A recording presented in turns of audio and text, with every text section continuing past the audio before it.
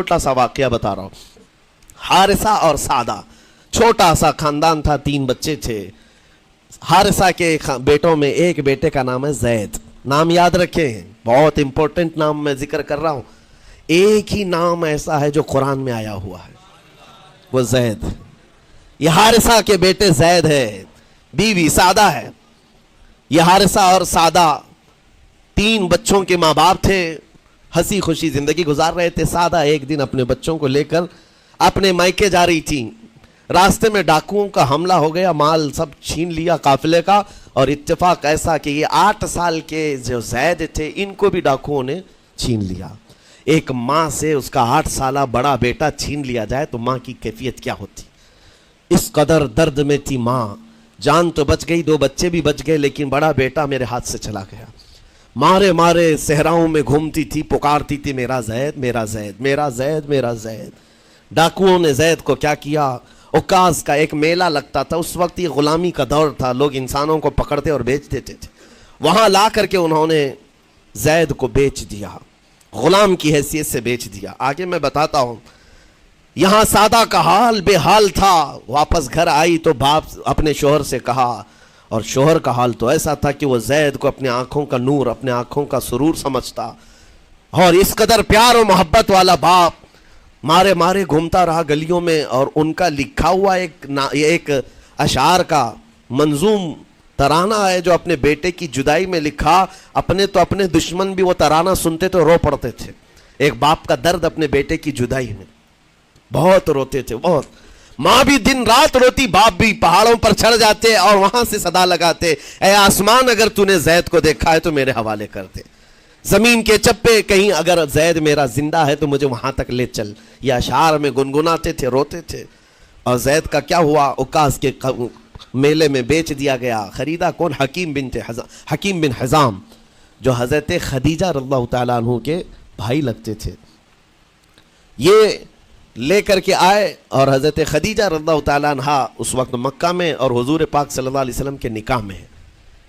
تو حضرت خدیجہ کے پاس یہ زید آ گیا, بھائی نے گفٹ کے طور پر دے دیا. حضرت خدیجہ کے گھر میں یہ زید جب آئے, اس وقت ان کی عمر یعنی 10-12 سال کے آس پاس رہی ہوگی.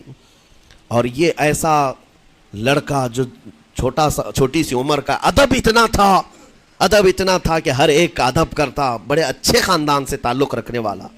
ہوا کیا, ایک دن آفتاب رسالت, ماہتاب رسالت رسول پاک صلی اللہ علیہ وسلم کی نظر پڑی.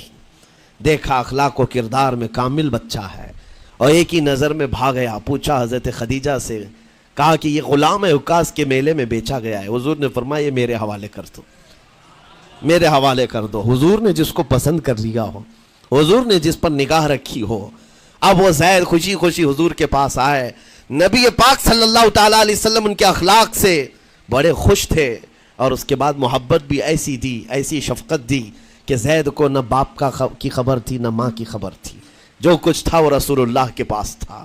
حضور پاک صلی اللہ تعالیٰ علیہ وسلم کی تربیت میں دن گزرتے گئے, بڑے ہو گئے, یہاں تک کہ 16 سال کی عمر تھی. ایک دن حج کے موسم میں یمن کا بنو کلب خاندان آیا ہوا تھا, اور وہاں حج کے دوران وہ لوگ زید کے باپ حارثہ کے لکھے ہوئے اشعار پڑھ رہے تھے اور لوگوں کو رلا رہے تھے. ایک ہمارے قبیلے میں باپ ہے جو بچھڑے ہوئے بچے کی یاد میں روز روتا ہے, اس کے اشعار تو سنو. لوگ سن کر کے رو رہے تھے, یمن کا کوئی ایسا باپ ہے جو یوسف گمگشتہ کی خبر میں رویا کرتا ہے. یہ لوگوں کی بھیڑ لگی تھی, اسی کے سامنے سے زید کا گزر بھی ہو رہا تھا. بنو کلب کے لوگوں نے زید کو دیکھا, پہچان لیا, یہی تو وہ بچہ ہے جس کی یاد میں اس کا باپ روتا ہے. اور اس کو بلایا اور کہا تیرا نام, کہا زید. باپ کا نام حارثہ, کہا یہی تو ہے جس کے غم میں پورے اشعار پڑے جا رہے یمن میں. زید سے کہا تجھے پتہ ہے تیرے باپ کا رو رو کر کے کیا حال ہو گیا؟ تیری ماں صحراؤں میں آواز دیتی ہے, پہاڑوں پر چڑھ جاتی ہے. ایک بچے کے لیے اس کے ماں باپ کی جدائی بتا دینا کتنی بڑی بات تھی. میرے عزیزوں, سالوں کی یہ گم گشتہ خبر پھر سے واپس مل گئی ہے. زید نے کیا کہا کہ اب میرے ماں باپ سے جا کر کہہ دیں کہ رونا دھونا بند کریں, اونٹوں کی طرح ادھر ادھر بھٹکنا بند کریں, انہیں میرا سلام پہنچائیں اور کہیں انہوں نے جہاں مجھے دیکھنا تھا اس سے بہتر جگہ میں ہوں, اس سے بہتر جگہ میں ہوں. یہ بنو کلب خاندان گیا یمن، جا کر کے باپ سے کہا حارثہ سے اور سعدہ سے، خبر تمہارے لیے اچھی لائے، تمہارا گم ہوا بیٹا جو پچھلے 10-12 سالوں سے تمہیں نہیں مل رہا تھا، وہ حرم کعبہ کے پاس ہمیں نظر آیا ہے، غلام بنا کر لوگوں نے بیچا ہے اسے، لیکن وہ ایک ایسے حسین و جمیل کی غلامی میں ہے، ایک ایسے حسن والے کی غلامی میں ہے کہ زید وہاں سے ہٹنا نہیں چاہتا۔ باپ نے کہا میرے کلیجے سے پوچھو مجھ پر گزرتی کیا ہے، اس کی ماں سے پوچھو، ایک نظر دیکھ لے گا وہ واپس ہماری جھولی میں آ جائے گا۔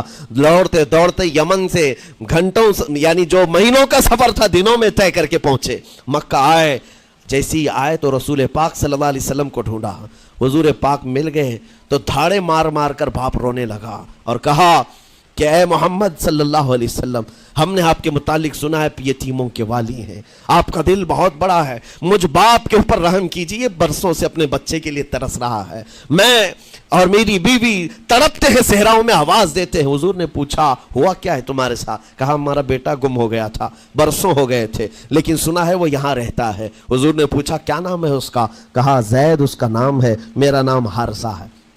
حضور پاک صلی اللہ علیہ وسلم کے محبوب زید کے بارے میں پوچھ لیا، حضور جس سے خود محبت کرتے ہو، حضور جس سے محبت کرتے ہو، باپ نے پوچھ لیا۔ حضور نے فرمایا کہ ٹھیک ہے، میں ایک باپ کے کلیجے سے اس کے بیٹے کو الگ نہیں کر سکتا، ماں سے اس کے بیٹے کو جدا نہیں کر سکتا، لیکن بات اتنی ہے کہ زید کو بلایا جائے، فیصلہ اس کے ہاتھ میں ہے، فیصلہ اس کے ہاتھ میں ہے۔ میں زید کو بلاتا ہوں، غلام تھے اس وقت، حضرت زید کو بلایا گیا اور اس وقت بھری جوانی والا زید ہے، جیسی ہی آئے پہلی نظر باپ کو دیکھا، ماں کو دیکھا، ماں باپ تو چیخ پڑے ہمارا زید مل گیا، ہمارا زید مل گیا۔ لیکن کمال کی بات میں دیکھتا ہوں ایسی دیوانگی پوری دنیا میں نہیں ہے۔ زید نے دیکھا اپنے ماں اور باپ کو، لیکن اسی وقت اپنی آنکھیں جھکا لی اور حضور کی طرف کر لیا، کہا نا ادھر پہلے حضور پاک صلی اللہ علیہ وسلم کی طرف۔ حضور نے دیکھا کہ زید ماں باپ کی طرف دیکھ نہیں رہے ہو، جو رو رو کر کے برا حال کر چکے ہو۔ حضور نے زید سے کہا پہچانتے ہو؟ کہا ہاں حضور یہ میرے باپ ہیں اور یہ میری ماں ہے، یہ میرے چچا ہیں۔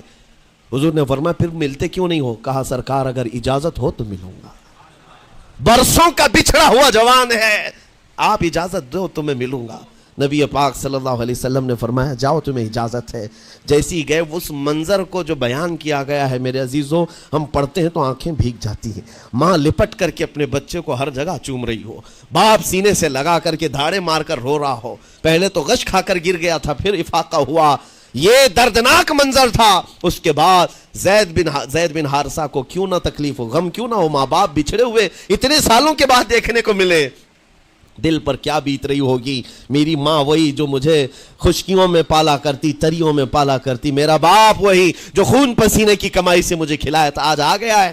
حضور پاک صلی اللہ علیہ وسلم نے کہا زید یہ جو جذباتی منظر ہے اس کو ختم کر کے اب اعلان کر دو کہ تمہاری ماں آئی ہے تمہیں یمن سے لینے کے لیے، تمہارا باپ آیا ہے، تمہارا چچا آیا ہے تمہیں یمن سے لینے کے لیے، میں نے فیصلہ تمہارے حوالے کر دیا ہے، میں اپنے غلامی سے تم کو آزاد کر دیتا ہوں، تم بغیر کوئی فدیہ لیے ہوئے، بغیر کوئی پیسہ لیے ہوئے، اس وقت اپنے غلام کو کوئی چھوڑتا نہیں تھا، لیکن تمہاری ماں کا درد دیکھا نہیں جا رہا، میں آزاد کر دوں گا بغیر کسی فدیہ کے، تو اپنی ماں اور اپنے باپ کے پاس جا سکتا ہے۔ اتنا حضور کا فرمان، آزاد کر دینا مکہ میں آسان نہیں تھا۔ بیٹے کو آزاد کیا حضور پاک صلی اللہ علیہ وسلم نے، تب جانتے ہو وہ کمال کا بیٹا ہے زید بن حارثہ۔